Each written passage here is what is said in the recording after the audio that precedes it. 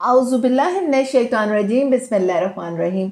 अस्सलाम वालेकुम दोस्तों, इस्लामिक वॉरियर्स चैनल में खुश आमदीद। दोस्तों, क्या आप जानते हैं हज़रत फ़ातिमा बिनते असद रज़ी अल्लाह ताला अन्हा कौन थी? तो आइए आज इनके बारे में जानते हैं। दोस्तों, अल्लाह के नबी सल्लल्लाहु अलैहि वसल्लम अभी दुनिया में तशरीफ़ भी ना लाए थे कि शफ़क़त पिदरी से महरूम हो गए। फिर उम्र मुबारक सिर्फ 6 साल ही थी कि आगोश मादर भी ना रही। दो साल बाद शफीक दादा भी दुनिया छोड़ गए।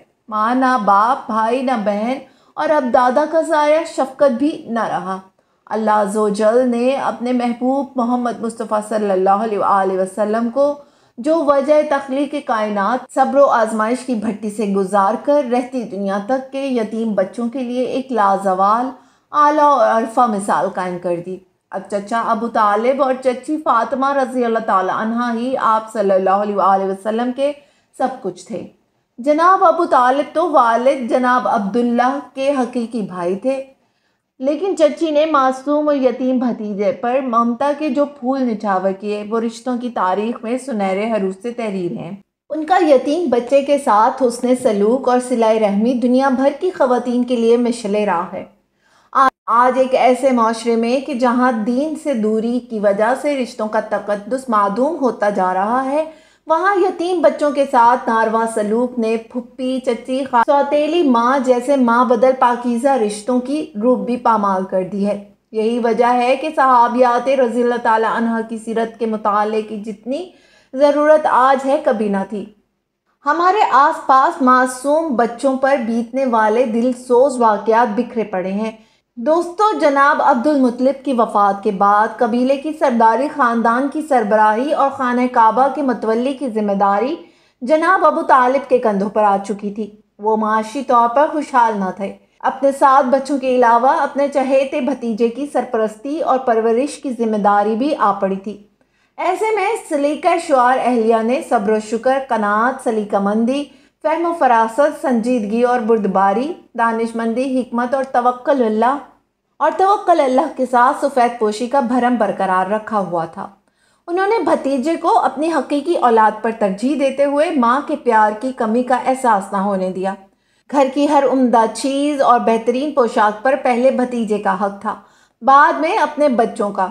ये चची ही की तरबियत का असर था कि सातों बच्चे हुज़ूर अकरम मुस्तफ़ा सल्लल्लाहु अलैहि वसल्लम पर जान छिड़कते थे। यूँ अल्लाह के रसूल सल्लल्लाहु अलैहि वसल्लम के बहन भाई आले अबू तालिब ही थे। प्यार और मोहब्बत के इस मुश्कबू ताल्लुक़ के पीछे हज़रत फ़ातिमा रज़ी अल्लाह ताला अन्हा बिनते असद का वो वालिहाना किरदार है जिसकी गवाही रसूल अकरम सल्लल्लाहु अलैहि वसल्लम बार बार दिया करते। हकीकत तो ये है कि सरकार दो आलम सल्लल्लाहु अलैहि वसल्लम की हयात मुबारका में जिन चंद ख़वातीन ने आप सल्लल्लाहु अलैहि वसल्लम के लिए माँ का किरदार अदा किया, उनमें चची फ़ातिमा रज़ी अल्लाह ताला अन्हा सबसे मुनफरिद हैसियत रखती हैं। नबूवत के ऐलान के साथ ही अहले मक्का की मोहब्बतें नफ़रतों में बदल गईं। जो कल तक दोस्त थे वो दुश्मन बन गए। इस कड़े वक्त में जनाब अबू तालिब के साथ हज़रत फ़ातिमा रज़ी अल्लाह ताला अन्हा ही थी जिन्होंने ममता की आगोश फराहम की और रूह के ज़ख्मों पर मोहब्बतों के भाई रखे। नीज़ अपने बच्चों हज़रत जाफ़र रज़ी अल्लाह ताला अन्हा और हज़रत अली रज़ी अल्लाह ताला अन्हा के साथ इस्लाम कबूल करके साबिक़ूनुल अव्वलून के एज़ाज़ से सरफराज हुई। हज़रत मुस्तफ़ा सल्लल्लाहु अलैहि वसल्लम का दार अरकम में क़याम हो या शअब अबी तालिब की कैद सख्त ताइफ का सफ़र हो या मक्के के बाज़ारों में ढाए जाने वाले मुज़ालिम ज़ुल्मत व कुफ्र, कहरो गज़ब और इब्तिला के इस दौर में ये चची फ़ातिमा रज़ी अल्लाह ताला अन्हा ही थीं जो कभी राजदारी से तो कभी आलल ऐलान हक़ के ममता अदा करती रहीं। कुरैश अबू तालिब के पास जाकर शिकायत करते तो जवाब मिलता वो माँ हैं और हज़रत मोहम्मद मुस्तफ़ा सल्लल्लाहु अलैहि वसल्लम उनके बेटे। तुम माँ की ममता को बेटे के प्यार से कैसे जुदा कर सकते हो? फ़ातिमा रज़ी अल्लाह ताला अन्हा उनसे अपने बच्चों से ज़्यादा मोहब्बत करती हैं। मैं उन्हें कैसे मना कर सकता हूँ? जब उन्होंने इस्लाम कबूल किया तो अल्लाह के रसूल सल्लल्लाहु अलैहि वसल्लम ने फरमाया, मुझे कभी इतनी खुशी नहीं हुई जितनी चची रज़ी अल्लाह ताला अन्हा के इस्लाम लाने पर हुई। हज़रत फ़ातिमा रज़ी अल्लाह ताला अन्हा के वालिद का नाम असद बिन हाशिम बिन अब्द मनाफ है। वालिदा का नाम फ़ातिमा बिनते हारिम बिन रवाह है। अब्द मनाफ अबू तालिब से हज़रत अली अल मुर्तज़ा रज़ी अल्लाह ताला अन्हा, हज़रत जाफ़र रज़ी अल्लाह ताला अन्हा, حضرت عقیل رضی اللہ تعالیٰ عنہ اور طالب پیدا ہوئے۔ طالب ان میں سب سے بڑے تھے، جن کے نام پر ابو طالب کی کنیت ہے۔ صاحبزادیوں میں ام ہانی رضی اللہ تعالیٰ عنہ، جمانہ رضی اللہ تعالیٰ عنہ، ریتا پیدا ہوئیں۔ حضرت فاطمہ رضی اللہ تعالیٰ عنہ رسول اکرم صلی اللہ علیہ وسلم کے دادا جناب عبد المطلب کی بھتیجی تھیں۔ یہ پہلی ہاشمی خاتون تھیں جن سے ہاشمی اولاد پیدا ہوئی۔ حضرت فاطمہ رضی اللہ تعالیٰ عنہ جس دور میں پیدا ہوئی، اس وقت اہل قریش کی شرافت، ذلت و پستی کے گڑھوں میں دفن ہو چکی تھی۔ معاشرہ سخت اضطراب، انتشار اور زوال و انحطاط کا شکار تھا۔ شرمناک خرافات اور جاہلانہ رسومات نے انسانی زندگی کو جانوروں سے بدتر کر دیا تھا۔ اخلاقی اقدار کا جنازہ نکل چکا تھا۔ قریش اپنے دین کو دین ابراہیمی کا علم بردار اور محافظ سمجھتے ہوئے دوسروں سے افضل و اعلیٰ خیال کرتے تھے۔ اسی احساس برتری نے غرور و تکبر کا روپ دھارتے ہوئے ان کی انفرادی اور اجتماعی زندگیوں کو گناہوں کے ڈھیر میں تبدیل کر دیا تھا۔ عالم یہ تھا کہ ماں، بہن، بیٹی اور بیوی کے مقدس ترین رشتے بھی پامال ہو رہے تھے، یہاں تک کہ اپنی نوزائیدہ بچیوں کو زندہ دفن کر دینا فخر کی بات سمجھی جاتی اور اس کے قصے محافل میں بیان کیے جاتے۔ ویسے تو اہل قریش شریعت ابراہیمی سے کوسوں دور تھے، البتہ خاندان بنو ہاشم کی اکثریت دین ابراہیمی ہی کی پیروکار تھی۔ حضرت فاطمہ رضی اللہ تعالیٰ عنہ بنت اسد خانوادہ ہاشم کی چشم و چراغ تھیں۔ اپنے حسن و جمال اور معصومانہ حرکات کی وجہ سے پورا گھرانہ ان کا گرویدہ تھا۔ خانہ کعبہ کے متولی بنو ہاشم کے باروب و بردبار سردار عبد المطلب اپنی اس بھتیجی سے بے حد پیار کرتے، اور یہ پیار ہی ان کو ابو طالب سے نکاح کی بنیاد بنا۔ اللہ تعالیٰ نے انہیں خوبصورتی کے ساتھ پاکیزہ سیرت سے نوازا تھا۔ شوہر اور سسرال دونوں کے دلوں پر راج کرنا انہیں خوب آتا تھا۔ جناب ابو طالب نے کسی ساری زندگی دوسری عورت کی جانب نہیں دیکھا۔ مرتے دم تک فاطمہ رضی اللہ تعالیٰ عنہ بنت اسد ہی ان کی شریک حیات رہیں۔ شعب ابی طالب سے واپسی کے کچھ ماہ بعد ہی جناب ابو طالب اور ام المومنین حضرت خدیجہ الکبریٰ رضی اللہ تعالیٰ عنہ کی جدائی سے حضرت صلی اللہ علیہ وسلم پر غموں کا پہاڑ ٹوٹ پڑا۔ اب قریش کی روک ٹوک کرنے والا کوئی نہ تھا۔ آزمائش و ابتلا کے اس کٹھن دور میں چچی کی آغوش محبت مزید کشادہ ہو گئی۔ وہ حضور اکرم صلی اللہ علیہ وسلم کے دکھوں پر پیار و محبت کا مرہم رکھتیں اور سرپرستی فرماتیں۔ اللہ کے رسول صلی اللہ علیہ وسلم اس وقت کو یاد کرتے ہوئے فرماتے تھے، ابو طالب کے بعد ان سے زیادہ مجھ پر کوئی مہربان نہ تھا۔ 622 عیسوی میں عام مسلمانوں نے مدینہ منورہ ہجرت کی تو حضرت فاطمہ رضی اللہ تعالیٰ عنہ بھی ان کے ساتھ تھیں۔ بچوں کی شادیاں ہو چکی تھی، صرف سب سے چھوٹے بیٹے حضرت علی المرتضیٰ رضی اللہ تعالیٰ عنہ ہی باقی بچے تھے۔ ضعیف والدہ کی خواہش تھی کہ مرنے سے پہلے چہیتے بیٹے کا بھی گھر بس جائے۔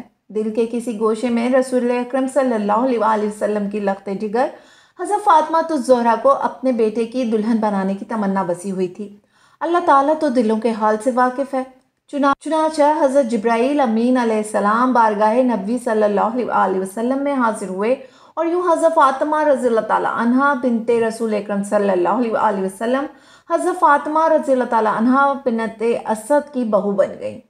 حضرت علی رضی اللہ تعالیٰ عنہ نے نکاح کے بعد والدہ سے فرمایا، اماں جان، اب فاطمہ رضی اللہ تعالیٰ عنہ گھر آ جائیں گی، میں پانی بھروں گا اور باہر کا کام کروں گا، وہ چکی پیسنے اور آٹا گوندنے میں آپ کی مدد کریں گی۔ اس زمانے میں کنویں سے پانی بھر کر لانا ایک مشقت کا کام تھا۔ مدینے میں میٹھے پانی کا ایک ہی کنواں تھا جس کا نام بئر روما تھا، جس کا مالک ایک یہودی تھا۔